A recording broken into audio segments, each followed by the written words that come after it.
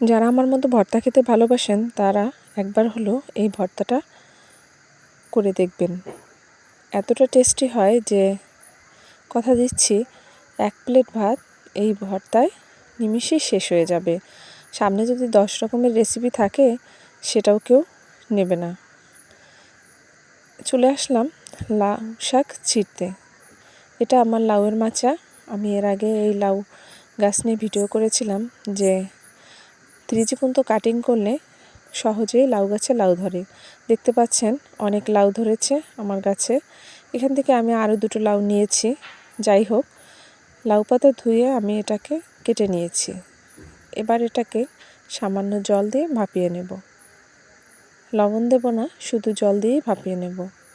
এদিকে আমি 2 piece tilapia মাছ নিয়েছি, এটাকে আমি ভেজে নেব। আপনারা চাইলে যে কোনো মাছ নিতে পারেন, তবে কাটা ছাড়া মাছ নিলেই বেশি টেস্টি হয়।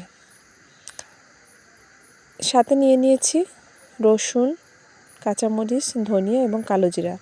সামান্য তেলে এগুলোকে ভেজে নেব। সবগুলো উপকরণ দেওয়ার পরে আমি ভাপিয়ে নেওয়া লাউ শাকটা দিয়ে দেব। এরপর মিনিট 2-3 নেড়ে নিলেই ভর্তার জন্য রেডি হয়ে যাবে। বেশিটা ভাজার দরকার নেই, কেননা আমরা একবার ভাপিয়ে নিয়েছি।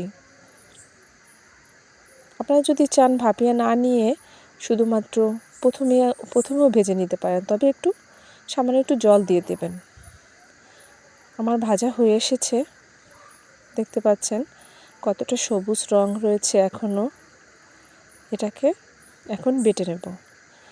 আমি ভেজে রাখা মাছ দুটো কাটা ছাড়িয়ে নিচ্ছি। কাটা সহ হলে ভালো হবে না, সেজন্য আমি কাটা ছাড়িয়ে নিচ্ছি। আমার কাটা ছাড়ানো হয়ে গেছে। এবার আমি লাউ শাকগুলো বেটে নেব। আমি পাটায় বেটে নিচ্ছি, আপনারা চাইলে ব্লেন্ডারেও ব্লেন্ড করে নিতে পারেন। তবে লাউ শাক পাটায় বাটা ভর্তা যতটা স্বাদ, আমার মনে হয় না ব্লেন্ডারে ব্লেন্ড করলে ততটা স্বাদ পাওয়া যায়। আমার শাকটা বাটা হয়ে গেলে মাছটা আমি হালকা করে বেটে নিচ্ছি মিশিয়ে নেওয়ার জন্য। আপনারা চাইলে হাত দিয়েও মেখে নিতে পারেন। লবণ একটু কম হয়, আমি আরেকটু লবণ দিয়ে দিয়েছি।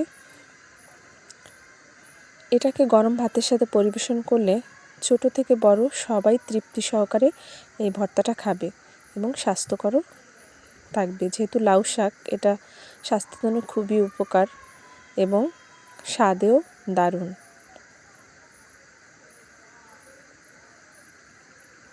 ভালো লাগলে অবশ্যই সাবস্ক্রাইব করবেন। ধন্যবাদ।